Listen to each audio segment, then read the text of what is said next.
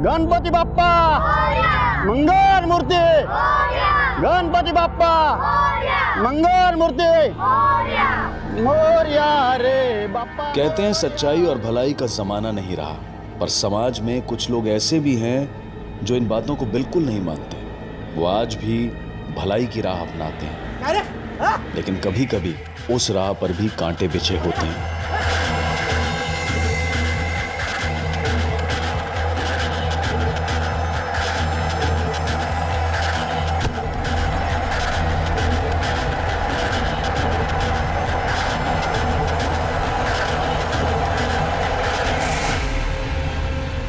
भर जल्दी भर।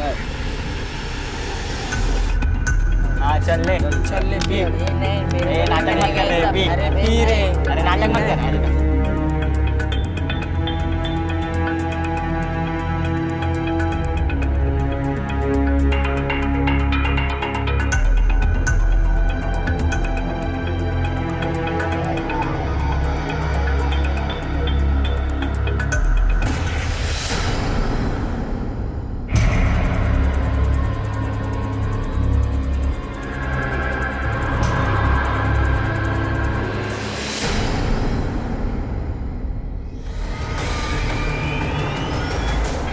सौ नंबर लगाओ, पुलिस को बुलाओ।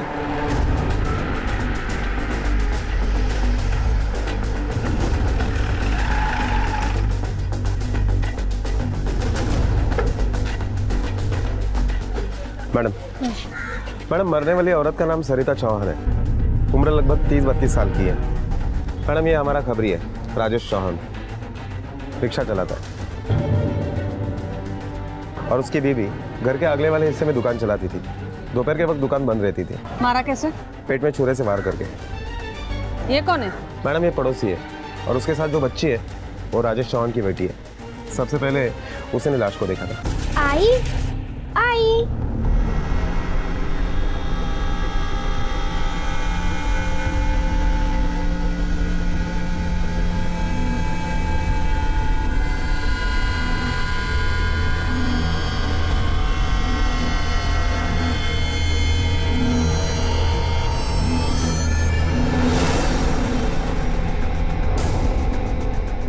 ये मूर्ति उठा जरा। ये भी, ये धूल के निशान से तो साफ पता चलता है ये मूर्तियां काफी दिनों से हिली नहीं है। अगर खून लूटपाट या चोरी के मकसद से होता तो ये चांदी की मूर्तियां वो जरूर ले जाता। उसने तो इन्हें हाथ तक नहीं लगाया। मैडम ये भी तो हो सकता है कि वो यहाँ तक पहुँचा ही नहीं हो। किसी की आवाज़ सुनकर जो कुछ हाथ में लगा वो लेकर भाग गया होगा। हाँ हो सकता है। बॉडी पोस्टमार्टम के लिए भिजवा दो। ओके मैडम, ये राजेश चौहान हमारा खबरी है। कई गुनहगारों को पकड़ने के लिए उसने हमारी मदद की है।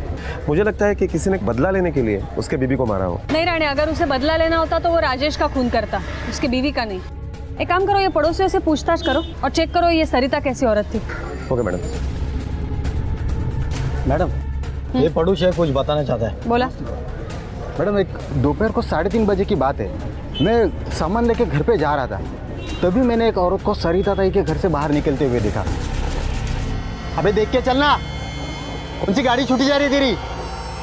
अभी मेरे को पता नहीं था ना कि ऐसे कुछ मतलब होने वाला है। थैंक यू, आपने जो कुछ भी देखा हमें बताया। अगर आप सब लोग इसी तरह आगे बढ़ के पुलिस की मदद करेंगे तो क्राइम रेट ऐसे ही कम हो जाएगा। हाँ मैडम।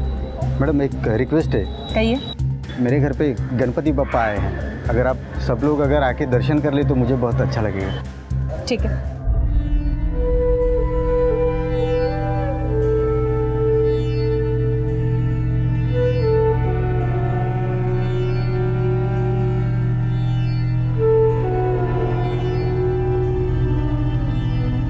राणे, आप पड़ोसियों से पूछताछ करो, मैं बोलते हैं इनसे। Okay madam. माफ़ करा, बाप्पा घर पे आए हैं, लेकिन क्या करें, हमारी भी ड्यूटी है। आप लोगों से पूछताछ करनी है। हाँ मैडम, पूछिए ना, पूछिए। ये सविता के और आपके घर के बीच बस ये एक ही दीवार है, तो कभी ऐसा कुछ सुना है जो रोज़मर्रा से थोड़ा अलग है? हाँ सुना तो था। 2 बजे के आसपास कोई आदमी आया था और बहुत झगड़े की आवाज़ आ रही थी। कौन आदमी था? ये तो नहीं पता मैडम। क्या है ना, पप्पा घर पर आए हैं तो आज बहुत काम है, लेकिन हाँ राजेश भाऊ की तो आवाज़ नहीं थी। कोई आदमी था जो पैसों को लेकर झगड़ा कर रहा था। ये इस तरह के झगड़े पहले भी कभी हुए हैं क्या?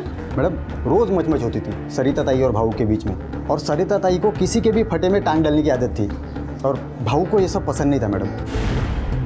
मतलब मैं समझा नहीं। मुसीबत में फंसने वाले आदमी को अपने जितना तकलीफ नहीं होता जितना सरिता ताई को होता था। सब भूल के उसकी मदद को जाती थी। अरे तेरे को समाज सेवा का भूत सवार है, काय को मनोज और राबिया के बीच में पड़ती है? रात का 1:30 बजा है, पूरा मोहल्ला सोया हुआ है। कल सुबह बात करते हैं, खाना रखा है जाऊंगे।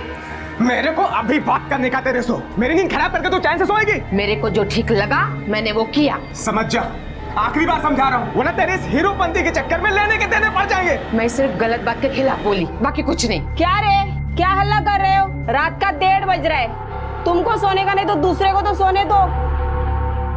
अच्छा ये मनोज और राबिया कौन है? क्या बोलने का साहब, इधर अच्छी लोग के बस्ती में 2-4 बार वाली भी है। सरिता ताई हमेशा उनकी साइड लेती थी। जिस दिन झगड़ा हुआ मैं उधर ही थी उनकी दुकान पे। ये बार वाली में से ही एक का झगड़ा हुआ, वो मनोज से। ताई मेरी अम्मी बहुत बीमार है। ताई 100 का रिचार्ज कर देना, जैसे मेरा पैसा आएगा ना तुरंत वापस कर दूंगी मैं तुझे। जेव्हा येतील पैसे तब देना। हाँ ये ले, कर ले। थैंक यू ताई, थैंक यू। ए, दिखता नहीं है तेरे को? आंखें नहीं है क्या? अरे इतना मासूम बन रही है जैसे किसी को पता ही नहीं तू बार वाली है। हाँ हूँ मैं बार वाली, नाचती हूँ बार में। तेरे को क्या? तू कौन है? जब देखो तब कुत्ते की तरह जीभ निकाल के लड़कियों को ताड़ता रहता सारा दिन साला। उधर बार में ठुमका लगाती है और इधर सती सावित्री बन रही है तू। हाँ ज्यादा मत बोल, समझा? ए तू ज्यादा मत बोल, तू ज्यादा मत बोल। तू ज्यादा बोल रही है। बाहर वाले तो तेरे वास्ते खड़ी है, कौन बोल तेरे को? और तू क्या है? दूध का धुला हुआ है, हैं? सबको मालूम है सारा दिन लड़कियों का ताड़ता रहता है यहाँ। ए चुप है ढीले, अपने औकात में रहे। ए तू क्यों ज्यादा बोलती है? तू मनिया चुप कर। तुझे आई बापा ने हेड शिकवलं का रे तुला? लड़के के साथ ऐसे बर्ताव करते हैं क्या? काकू तो मेरे को काय को बोल रही है इस नाचने वाली की वजह से? नाच गाना करना भी एक काम होता है, पेट के लिए करती है वो। तेरे जैसा नहीं है बाप का पैसा उड़ाते फिरती है। हाँ पूरा दिन गली मोहल्ले में माटी खात फिरतोस दिवस भर। ए बस जरा काकू, बापारून बोलायचं नाही। मेरे बाप का पैसा है, उसे उड़ाओ या आग लगाओ, तेरे को क्या करने का है? तू काय को बीच में बोल रही है? हाँ छोड़ना ताई, क्यों इसके मुंह लगती है? कटारा साले का मुंह, जब भी खोलेगा पासेज मारेगा साला। बच्चे मार करके जैसे इधर ये देखना मेरे को बोल रही है इसकी वजह से। ए मनिया जास्त बोलशील ना तर थोपट फोडीन आता। मैडम मैं शाखा प्रमुख हूँ यहाँ का और गणपति मंडल का सेक्रेटरी भी हूँ। मैडम आप बस्ती वालों की बातों में मत आइएगा, ये कुछ भी बोलते हैं। सरिता ताई एक अच्छी और नेक औरत थी, अच्छों का अच्छा और बुराओं को बुरा बोलती थी, सबका चिंता करती थी मैडम। ये मनोज कहाँ रहता है? मैडम वो 15 नंबर की गोली में रहता। और ये बार गर्ल रबिया? मैडम ये 7 नंबर की गोली में रहती। हाँ मैडम, वो दिन मनोज का झगड़ा मेरे साथ ही हुआ था और सरिता ताई भी बहुत बोली उसको मेरे साइड से। ए मनिया देख, आज है ना छोड़ेगी नहीं मैं तेरे को। पुलिस को बुलाएगी आज मैं, छोड़ेगी नहीं तेरे को। तुझे हिम्मत कैसे झाली रे इसको हाथ लगाने की? खुले सांड की तरफ घूमता फिरता है। आज तो तेरी पूरी चर्बी उतार कर रहूंगी मैं, समझा ना? देखना। सरिता छोड़ना, मैं माफी मांगती है रे इसकी तरफ से।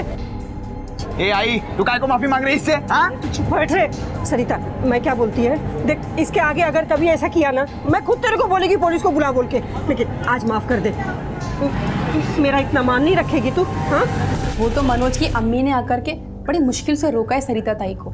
देख ताई, तू बोल रही है ना इसके लिए मैं इसको आज माफ कर रही है, लेकिन इसको थोड़ा समझा कि लड़कियों के साथ कैसे व्यवहार करते हैं।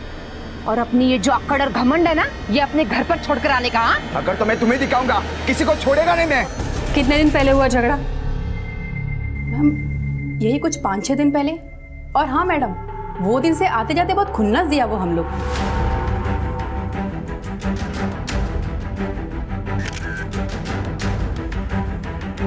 साहब मेरा मनोज ना आज ही इधर से गया, वो कल क्या है ना उसके दोस्त की शादी है।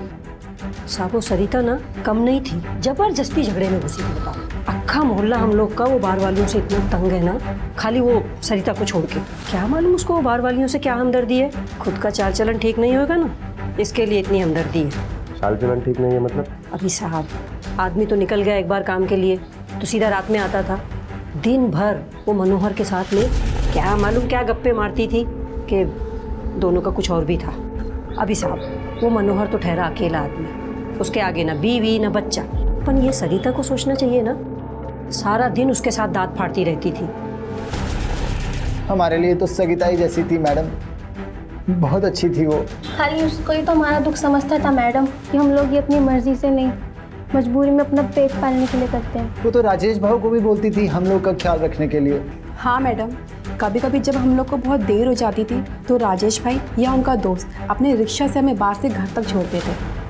बहुत प्यार करती थी हमसे। और सबसे ज्यादा मेरे को चाहती थी, मैं जो कहता था मेरे को लाके देती थी। गोल्डी भाई, ये पकड़ 1 मिनट। वो तू तेरे लिए बिंदी मंगाया था ना? हाँ। ये ले तेरे लिए। थैंक यू ताई। कैसा है? बहुत सुंदर है। मैं कैसी लग रही है? अच्छा है, मगर लड़का ही लग रहा है। ताई लड़की भी लगूंगी। एक बार मैं वो सेक्स चेंज का ऑपरेशन कराऊं ना, उसके बाद तू भी नहीं पहचान पाएगी कि लड़की है लड़का। मिस इंडिया लगूंगी एकदम, मिस इंडिया। पागल है बिल्कुल तू। पर फिर हम लोगों का दर्द कौन समझता है मैडम? तो सरिता ताई समझी, वो मेरे को प्यार दी, वो समझी कि मैं ये लड़का है, लड़की होने से पहले एक इंसान है मैडम, इंसान। मेरे सीने में भी दिल है जो धड़कता है, जिसमें फीलिंग्स है मैडम। मुझे भी छोटी से छोटी बात पे ठेस पहुंच सकती है। ठीक है, समझ गई मैं। आप लोगों को अगर कोई भी बात याद आती है तो बेझिझक पुलिस स्टेशन आकर बता सकते हैं। हो सकता है आप लोगों की कोई भी भूली बात हम लोगों को कातिल तक पहुंचा सकती है। ठीक है मैडम।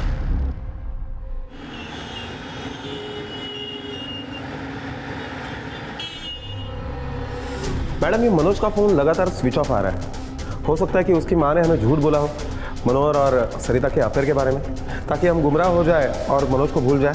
हो सकता है, लेकिन हमें क्रॉस चेक तो करना पड़ेगा। राणे, एक काम करो, ये मनोहर को और राजेश को पुलिस स्टेशन बुलवाओ और राजेश से कहना अपनी बेटी को साथ में लेके आए।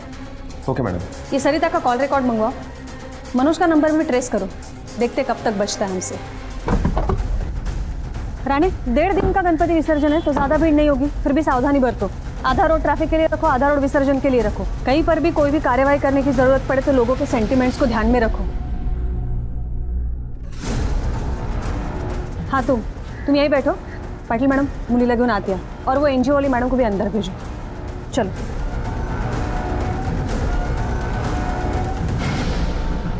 ये लो आपके लिए चॉकलेट। अच्छा बेटा, अभी हमें ये बताओ, आपके आई बाबा के बीच में कभी झगड़ा होता था? मेरे को अभी बात करने का तेरे से आखिरी बार समझा रहा हूँ, समझ जा। तो बाबा मारते थे आई को? बेटा, ये मनोहर काका कैसे काका है? अच्छे काका या बुरे काका? बहुत अच्छे, मेरे लिए चॉकलेट भी लाते हैं, मुझे और आई को बहुत हंसाते भी हैं। तो ये मनोहर काका जब बाबा नहीं रहते तब भी आते हैं? राणे, बेटा ये आपकी हैंडराइटिंग है? ये नंबर आपने क्यों लिखा था? आपको पता है किसका नंबर है ये? एक दिन एक फोन आया था, आई बहुत डर गई थी, आई बहुत रो रही थी। नहीं नहीं, मुझे पता नहीं। हाँ, लेकिन वो मैं नहीं बाबा, मुझे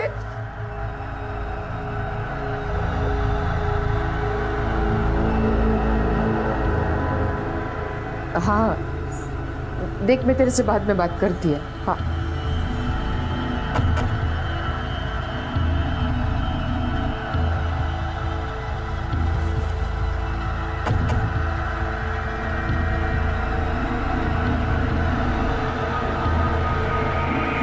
मैंने ये नंबर बाबा को देने के लिए लिखा था, फिर मैं खेलने गई और भूल गई। ठीक है, जाओ बेटा, आप अपने बाबा के पास जाओ। आप भी जा सकती हैं। राणे, पता करो ये नंबर किसका है और वो मनोहर को बुलाओ। Okay ma'am.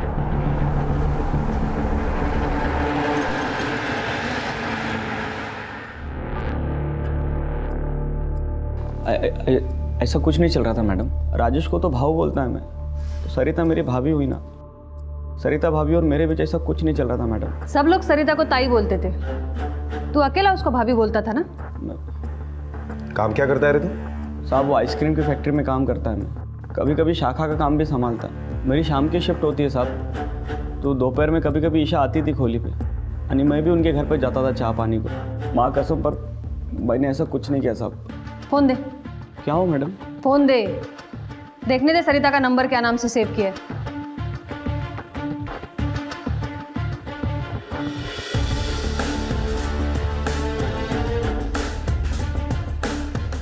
ये क्या है? ये फोटो ईशा ने निकाला था मैडम, उसने सेव किया था फोन में। सरिता को भाभी बुलाता था ना, तो उसका नंबर सिर्फ सरिता नाम से क्यों सेव है? मैडम वो मैडम वो जो बच्ची ने नंबर नोट किया था उसका पता चल गया है। उसका कॉल लोकेशन चाहत बार पता था। निकल, और शहर से बाहर जाने की कोशिश मत करना, समझा ना? निकल अभी।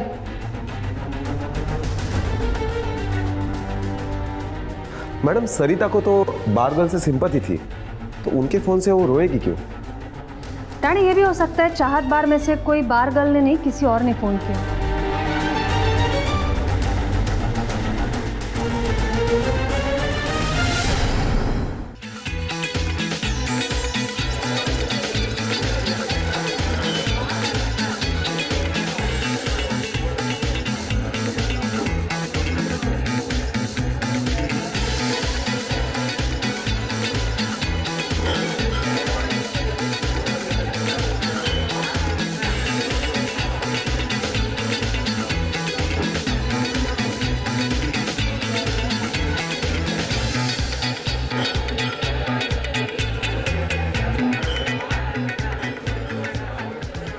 मैं तेरे को बोल रही है ना, सेठ को बोल मेरी पगार से काट लेगा, लेकिन पैसा दे मेरे को अभी। एक बार नहीं बोला मतलब नहीं। चल जा अभी। मेरे को पैसा चाहिए बस, मेरे को चाहिए तो चाहिए बस। क्या प्रॉब्लम है क्या? सलाम मैडम, सलाम साहब। नहीं कोई प्रॉब्लम नहीं है, हम लोगों का तो ये रोज का है। आप लोग इधर कैसे? तेरे से मिलने नहीं आए, तेरे मैनेजर से बात करने हैं। चल निकल तू। ठीक है, सलाम। हमें तुम्हारे बार के 5 सितंबर के शाम के 4 और 5 के बीच में के सीसीटीवी फुटेज देखने हैं। जी सर आइए।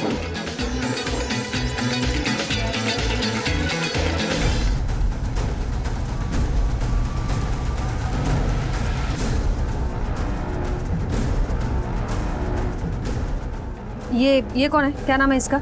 मैडम इसका नाम खुशबू है, ये विजयनगर में रहती है। क्या ये खुशबू राबिया, सबा और गोल्डी के साथ रहती है? नहीं साहब, पर उसी एरिया में रहती है, अलग रूम लेके। बुलाओ जरा इसे। मैडम ये तो आज काम पे नहीं आई। इसका फोन आया था कि 2-3 दिन काम पे नहीं आएगी। राणे घर से उठा लाओ इसे, देखते किस बात की छुट्टी मना रही है।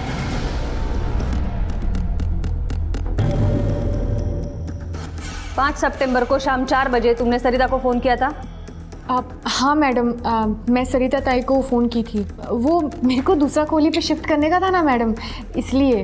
और आपको तो मालूम ही है ना, हम जैसे लोगों को कोई भाड़े पे कमरा नहीं देता है, इसीलिए फ़ोन किया था। और जब फ़ोन किया था तो सरिता ताई थोड़ी परेशान सी लग रही थी। मेरे को ना खोली ढूंढने का है, तो आपका मदद का ज़रूरत पड़ेगा। देख मैं तेरे से बाद में बात करती है। हाँ तुम्हारी माँ और बहन कहाँ है? अम्मी तो घर पे होती है और छोटी बहन कॉलेज जाती है। कल तुम काम पर क्यों नहीं गई थी?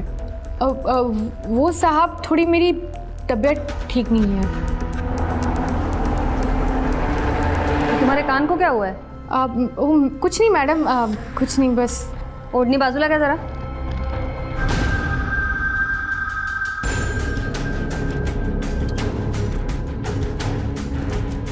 बोलो। वो मैडम उस दिन जरी वाला दुपट्टा पहना था ना, तो इस वजह से अटक गया था, तो थोड़ा सा कट गया है। अब डॉक्टर को दिखा दिया था मैंने, बस 2-4 दिन पट्टी लगेगी, और फिर ऐसे पट्टी में मैं बाहर में कैसे नाचेगी मैडम? किस डॉक्टर से करवाई है पट्टी? वो मेरे घर के बाजू में ही है अस्पताल, वहाँ से। रानी ये खुशबू के घर के पास वाले क्लिनिक से पता करो कि वो वहाँ वाकई गई थी या नहीं गई थी। और हाँ, ये फोरेंसिक लैब से रिपोर्ट मंगवाओ तुरंत। हो सकता है सरिता के कपड़ों पर उसके खून के अलावा किसी और का भी खून मिले। जगदीश का कहना था कि सरिता के घर से कोई लड़की मुंह ढककर निकली थी। इसका मतलब है वो लड़की खुशबू है? मे भी, क्योंकि उसने जो कान फटने का बहाना किया है उस पर थोड़ा शक हो रहा है मुझे। मैडम, ये रहे सरिता के कॉल रिकॉर्ड्स। इसके मुताबिक खुशबू का कॉल लगभग 34 सेकंड का था। मतलब खुशबू ने जो हमें कहा वो सही था, और ईशा के मुताबिक कॉल काफी लंबा था। इसका मतलब है रानी, ये सरिता खुशबू के कॉल के वजह से नहीं बल्कि उसके पहले जो कॉल आई थी उसके वजह से रोई है, क्योंकि ये कॉल कुछ 1-2 मिनट का नहीं, पूरे 12 मिनट का है। और ईशा ने हमें बताया भी था कि सरिता बात करते हुए अंदर चली गई थी। पॉसिबल है कि सरिता ने वो कॉल अंदर जाने के बाद कट किया हो और बाहर आते समय वो खुशबू के साथ बात कर रही हो। ईशा ने वही लंबा कॉल समझकर ये नंबर नोट किया हो। रानी, पता करो खुशबू से पहले किसने कॉल किया था, और मनोज के बारे में कोई इन्फॉर्मेशन मिलते ही मुझे बताओ। Okay madam.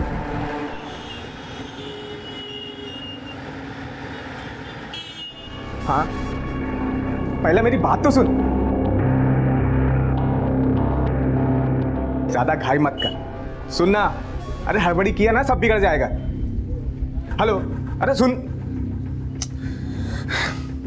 बाबा, आप मेरे लिए दूसरी आई ला रहे हो? मैडम, पोस्टमार्टम रिपोर्ट के मुताबिक सरिता का खून दोपहर 1 से 4 बजे के बीच में हुआ, और सरिता के अलावा उसके कपड़ों पर और किसी का खून नहीं मिला। रिका, मैंने उस हॉस्पिटल में पूछताछ की तो डॉक्टर का कहना है कि खुशबू वहां गई थी पट्टी करवाने के लिए। और उस कॉल के बारे में पता चला जो खुशबू से पहले सरिता को आया था? हाँ मैडम, वो नंबर कोल्हापुर से किसी सर्जेराव देशमुख का था। सर्जेराव देशमुख? मैडम, उसके बाप के मौत की खबर देने के लिए मैंने ही फोन लगाया था, वो भी मौत के 1 दिन बाद। मैंने खुद को बहुत रोका, लेकिन मरने की खबर तो देनी थी। आखिर बाप होता तो तिचा, और प्रॉपर्टी के पेपर पे मेरे को साइन भी चाहिए था ना। 17 तारीख को सरिता क्या क्यों गया था तू? जी, मैं नहीं गया था उसके घर। 10 साल हो गया मेरी शादी को, कभी पूछने को नहीं आया जिंदा है कि मर गई, और अब जब काम आया तो साइन लेने को आ गया। हाँ, नहीं करेगी मैं साइन। एक तो खानदान की नाक कटवाई, ऊपर से मेरे को सुना रही है। ये तो मेरी मजबूरी है, वरना। तुम्हारा मजबूरी है, मेरा कोई मजबूरी नहीं करेगी मैं दस्तखत। 10 साल हुआ तेरे को मिलके, आप भी वैसी है, जरा भी चर्बी कम नहीं हुई तेरी। बहुत आकड़ है ना तुझ में, अपने पति को पूछ। देखो, उनका नाम नहीं लेने का बीच में, तुम्हारे घर पे नहीं आते खाने को। कैसे नहीं खाया? पूरा 2 लाख लिया मेरे से तेरा साइन मुझे देने को। झूठ बोलते हो तुम, मेरे को मालूम है वो ऐसा कभी नहीं करेगा। मैडम, वो सर्जेराव झूठ बोल रहा है। 10 साल से मैंने उसकी शक्ल तक नहीं देखी। अभी वो मेरे को किधर मिलेगा भी तो मैं उसको पहचान भी नहीं पाऊंगा। और मैडम, अभी मुझे आपसे मालूम पड़ा कि सरिता का बाप ऑफ हो गया करके। क्यों, सरिता ने नहीं बताया तुम्हें? नहीं बताया ना मैडम, पता नहीं मेरे को क्यों नहीं बोली। और मैडम, वो प्रॉपर्टी के 2 लाख रुपए के बारे में मेरे को कुछ भी नहीं पता, माँ कसम। मैडम, इन दोनों में से पक्का कोई ना कोई तो एक झूठ बोल रहा है। आपको क्या लगता है, ये सर्जेराव ने राजेश को साइन करने के 2 लाख रुपए दिए होंगे? ये राजेश के कॉल रिकॉर्ड्स मंगवाओ, सारी बात साफ हो जाएगी। अगर राजेश की एक बार भी सर्जेराव से बात हुई है तो ये राजेश झूठ बोल रहा है, और अगर नहीं हुई है तो सर्जेराव झूठ बोल रहा है। मैम, मनोज शर्मा का फोन वैसे भी ऑन हुआ है। उठा लो उसे।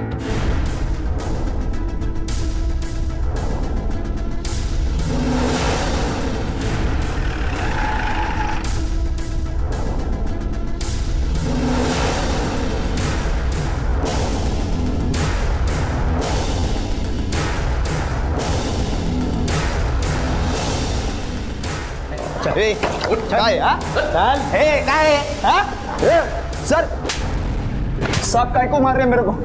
मैंने कुछ नहीं किया है साहब, आई शपथ मैंने कुछ नहीं किया है। सभी लोग बोलते हैं कि मैंने कुछ नहीं किया, लेकिन जो सच में कुछ नहीं करते ना, वैसे पुलिस से भागते नहीं है। सब कौन बना? मैं भागा था, मैं दोस्त के शादी में गया था। शादी में गया था कि दहेज में गया था? वहां का होकर रह गया तू? नहीं मैम, दोस्त लोग बोले कि आज रुक जा, पार्टी करेंगे, इसीलिए फोन भी बंद रखा था ताकि पुलिस डिस्टर्ब नहीं करे पार्टी में तुझे। नहीं मैडम, वो चार्जर लेना भूल गया था ना, इसलिए फोन स्विच ऑफ हुआ। ये बता, सरिता के साथ झगड़ा हुआ था ना तेरा, और तू ये बोला था कि छोड़ेगा नहीं। यहाँ मातम फैला नहीं तो तू शादी में नाचने गया, हाँ? ताकि पुलिस को शक नहीं हो तुझ पे। नहीं मैडम, वो झगड़ा तो सरिता काकू मरने से पहले हुआ था। मैं वो झगड़ा बिगड़ा सब कुछ भूल गया था, बस वो काकी नहीं भूली थी।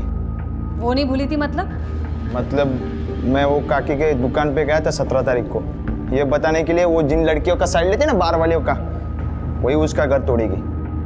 उसमें से एक उसके पति के साथ मजा करती है। तुझे कैसे पता है सब? मैडम मैं एक बार लेट नाइट शो देख के घर पे आ रहा था, तभी रिक्शा में से किसी लड़की के हंसी की आवाज आ गई। मैंने जाके देखा तो राजेश काका उसके साथ मस्ती कर रहा था। खुशबू? हाँ साहब, वही बाल गर्ल खुशबू, वही थी वो। मैंने दोस्तों को भी बताई ये बात, उन्होंने मुझे उल्टा बताया कि उन्होंने पहले ही देखा उनको 3-4 बार रात में। साहब आप अभी बताओ कि 1 बजे बार बंद होता है, रात को 3-4 बजे वो राजेश काका के साथ क्या कर रही थी?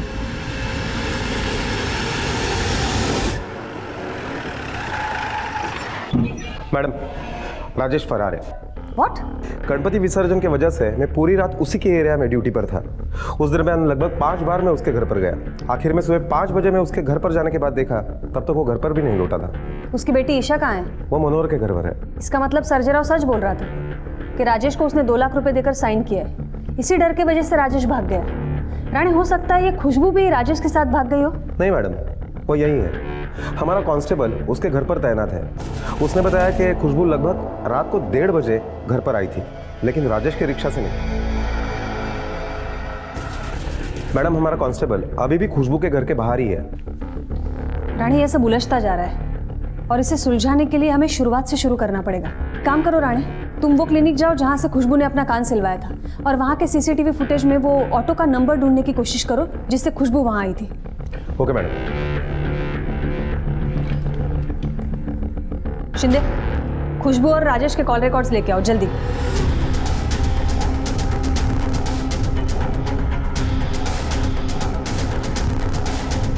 एक मिनट रुको, इस नंबर पर जरा जूम करना।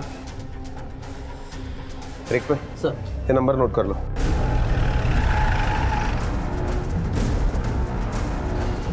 तेरा जी साहब। इस लड़की को तूने ही छोड़ा था? जी हाँ साहब।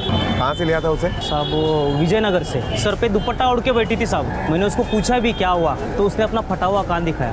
फिर मैंने अपना रिक्शा भगाया साहब और उसे दवाखाने छोड़ दिया। हमें लेकर चल जहाँ से तूने उसे लिया था। ठीक है साहब। मैम, राजेश और खुशबू के कॉल रिकॉर्ड्स, दोनों के बीच में आउटगोइंग और इनकमिंग का कोई रिकॉर्ड नहीं है। लेकिन इस एक नंबर पे तो काफी कॉल किए खुशबू ने। पता करो ये नंबर किसका है। Yes ma'am.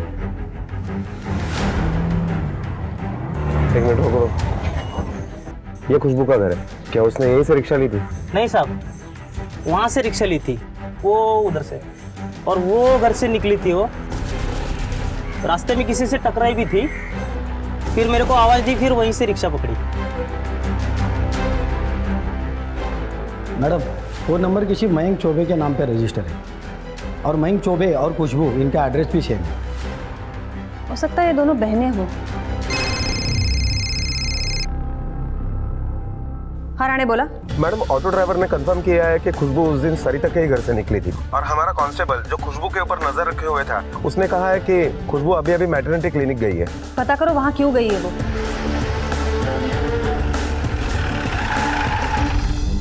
नमस्कार मैडम। नमस्कार। क्या आपके यहाँ पर कोई खुशबू नाम की लड़की मिलने के लिए आई थी? जी हाँ, आई थी। मैं उसके पेपर देख सकता हूँ? श्योर। वो लड़की 2 महीने की प्रेग्नेंट है। यहाँ पर बच्चे के बाप का नाम नहीं लिखा है। सर मुझे लगता है उस लड़की की शादी नहीं हुई हो, और अब तो बाप का नाम देना भी ज़रूरी नहीं है। क्या वो एबॉर्शन करने के लिए आई थी? जी नहीं, रूटीन चेकअप के लिए।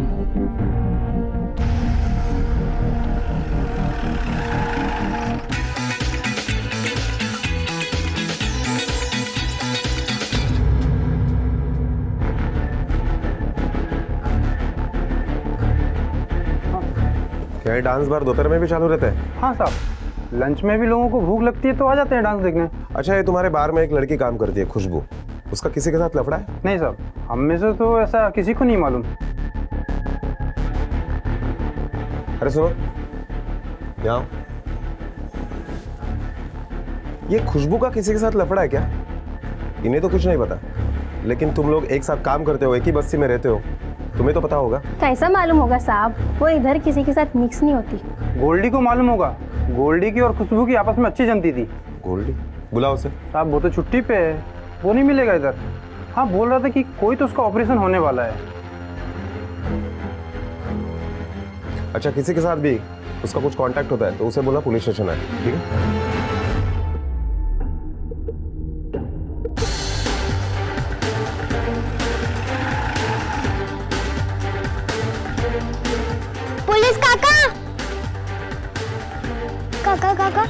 ताई भी चली गई, कल से बाबा भी घर पे नहीं आए, कहाँ है वो?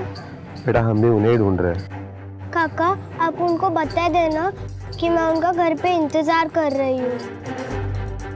कैसे कुछ पता चलेगा ना, हम उन्हें जरूर बता देंगे। पुराने मैडम, खुशबू को लेके आओ। साहब क्या क्या खुशबू ने?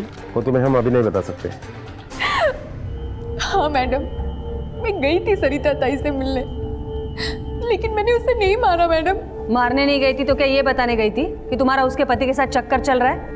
हाँ मैडम, यही बताने गई थी मैं वहां पे, और ये भी कि मैं राजेश के बच्चे की मां बनने वाली हूँ। लेकिन जब राजेश ने मुझे बोला कि ये बच्चा गिरा दो, तो मैं सरिता ताई के पास ये सोच के गई कि वो मेरे बच्चे को अपना लेगी। लेकिन जब मैं वहां पहुंची तो ताई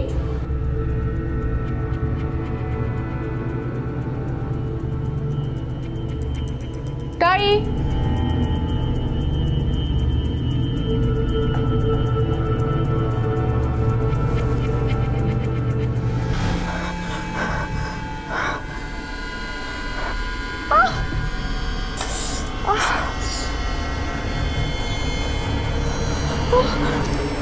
मैं तो कभी सपने में भी नहीं सोची मैडम कि ऐसा कुछ होगा करके। तुम्हारा और राजेश का अफेयर था ना? फोन तो करती होगी तुम उससे। कौन से नंबर पर फोन करती थी? 4444144245। इस नंबर पर? ये मेरी बहन महक का नंबर है, फिर राजेश ने ले लिया था, उसके बाद फिर खुद यूज करने लग गया। रानी, महक के नंबर पर राजेश को ट्रेस करो, अभी वो हमें कंफर्म मिलेगा। Okay ma'am.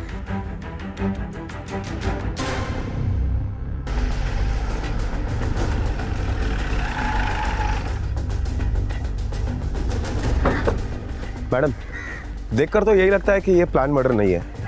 किसी ने राजेश को यहाँ पर बुलाया मिलने के लिए और फिर उसे मार डाला। और कुछ एविडेंस? हाँ मैडम, ये राजेश की रिक्शा के पास एक कान की बाली मिली। मैडम मुझे लगता है कि खुशबू ने राजेश को मारा है। नहीं रानी, सरिता को मारकर खुशबू को फायदा हो सकता है, लेकिन राजेश को मार के कोई फायदा नहीं। और वैसे भी अपने सब कांस्टेबल 24 घंटे उस पर नजर रखे हुए हैं, वो कैसे और कहाँ यहाँ आके उसका खून करेगी? मैडम, राजेश के दूसरे नंबर के कॉल रिकॉर्ड मेल पर आ गए। ये एक नंबर पे तो राजेश ने पिछले महीने 28 तारीख से लेकर ये महीने की 15 तारीख तक काफी फोन किए। किसका नंबर है ये? मैडम ये तो सर्जेराव का नंबर है। तो इसका मतलब है राजेश और सर्जेराव के बीच में बात होती थी, तो सर्जेराव सच बोल रहा था, उसने राजेश को 2 लाख रुपए दिए थे। और मैडम सरिता के मर्डर के वक्त उनके घर से चोरी भी हुई थी। रानी, इसका मतलब ये दोनों खून उसी 2 लाख रुपए के लिए हुए हैं। पता करो वो कौन इंसान है जिसको पैसों की इतनी जरूरत है कि उसने उसके लिए 2-2 खून तक कर दिए।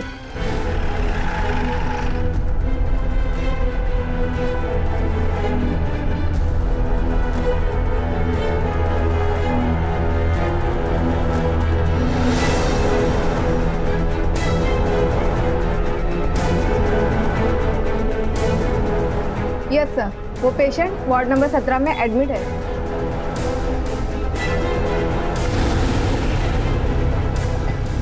साहब आप यहाँ? अब तेरा ऑपरेशन हम करेंगे और तू सोच भी नहीं सकता कि हम तुझे क्या बनाने वाले। रिका में सर क्या साहब चल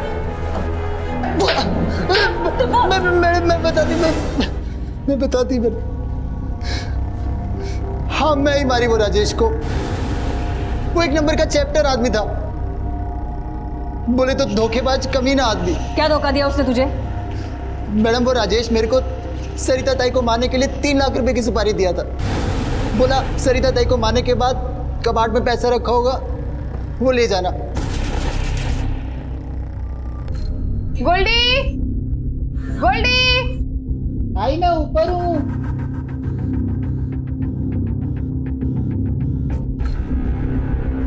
गोल्डी कहाँ गया? गोल्डी,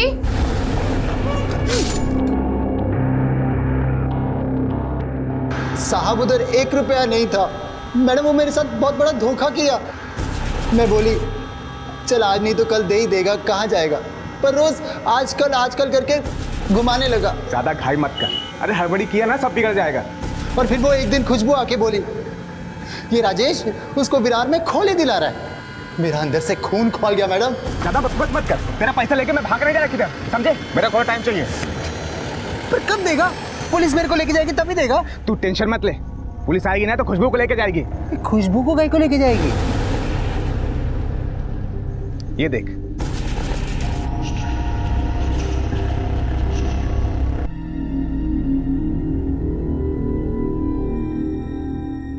वो शानी आई थी वहां पे जब तू सट्टा के मार के गया ना वहां से, उसके बाद। और पुलिस मेरे पे शक करेगी ना तो मैं बोल देगा कि मेरे को वहीं पड़ा मिला।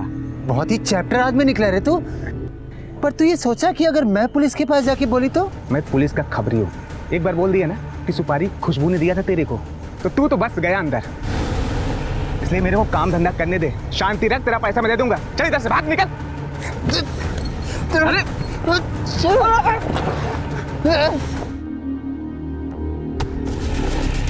साहब मेरे को सरिता ताई को नहीं मारने का था, मेरे को ऑपरेशन कराना था, पैसे का जरूरत था। मैं बहुत मजबूर हो गई थी साहब, मैं बहुत मजबूर हो गई थी। राजेश ने क्यों मरवाया सरिता को? राजेश सरिता ताई की रोज झगड़ा मोल लेने की आदत से बहुत परेशान रहता था, और उधर वो खुशबू भी पेट से हो गई थी, दिन रात उसका कान खाती थी। इसलिए राजेश ने सोचा कि सरिता ताई जैसी मुसीबत के साथ रहने से अच्छा है वो खुशबू के साथ रहे। इसलिए सरिता ताई को मारने के लिए मुझे सुपारी दी उसने। उसने सुपारी दी और तूने ले ली। पुलिस को बताने के बजाय जान से मार डाला उसको। उस दिन तो बड़े फिल्मी डायलॉग मार रहा था तू, दिल जज्बात और क्या क्या। उसे जान से मारते वक्त जमीर नहीं रोया तेरा? जिस औरत ने इतना प्यार दिया तुझे, उसे जान से मार डाला। तेरे जैसे इंसान के साथ तो धोखा होना ही चाहिए। धोखे की गुंजाइश वही होती है जहां विश्वास होता है, लेकिन इसका मतलब ये बिल्कुल नहीं है कि हमें किसी पर भी विश्वास नहीं करना चाहिए। लेकिन हाँ, आंख मूंद कर विश्वास करना जरूर गलत है, और इसी गलती की सजा सरिता को भुगतनी पड़ी। उसकी जान एक ऐसे आदमी ने ली जिसे वो बराबरी, प्यार और सम्मान देना चाहती थी। गोल्डी के एक निर्जीव से सपने ने एक सजीव की हत्या कर दी थी। गोल्डी को सरिता और राजेश चौहान के कत्ल के जुर्म में गिरफ्तार किया गया है। ईशा का अपने पिता के लिए इंतजार अब कभी खत्म नहीं होगा। ये बेहद जरूरी है कि हम अपने सपनों और अपने लालच के बीच में फर्क करना सीखें। अब मैं अनूप सोनी आपसे विदा लेता हूं, फिर मुलाकात होगी अगले एपिसोड में एक और चौंका देने वाले केस के साथ। तब तक अपना और अपने परिवार का ख्याल रखें और देखते रहें क्राइम पेट्रोल डायल 100। सबक एक को, सीख हम सबको। जय हिंद।